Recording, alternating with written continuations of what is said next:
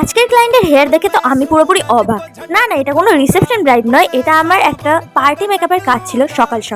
সকাল 8টার সময় পৌঁছে গেছিলাম ক্লায়েন্টের বাড়িতে। বাট ক্লায়েন্ট আমাকে ওই প্রতিবারের মতো যেটা হয়, যেখানেই যাই ক্লায়েন্টরা আমাকে ওয়েট করিয়ে রাখে। সো আমি পাপি, আর তোমরা দেখছো পাপিয়াস বিউটি ওয়ার্ল্ড, যেখানে তোমরা পার্টি মেকআপ থেকে ব্রাইডাল মেকআপ, বিউটিশিয়ান থেকে আইব্রো সব কিছুর কাজ পেয়ে যাবে, এমনকি ড্রয়িং এর কাজও। মানে বলতে চাইছি যে বিয়ের কোণে যে পিড়ি গাছকৌটো সবকিছু আঁকিবুকির কাজ তোমরা এখানে পেয়ে যাবে। সবকিছুর কাজ আমি করে থাকি। সো তাড়াতাড়ি আমার সাথে কন্ট্যাক্ট করতে পারো।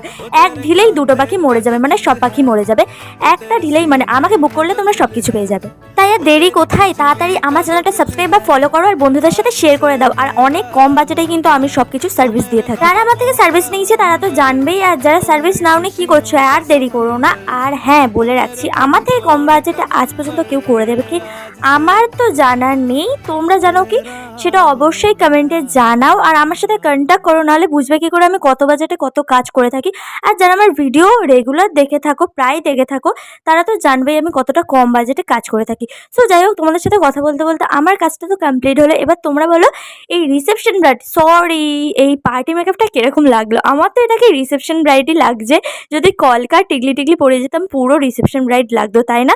তোমাদের কি মনে হয় অবশ্যই কমেন্ট করে জানিও। আর এই লুকটা কিরকম লাগছে অবশ্যই কমেন্ট করো। So tata.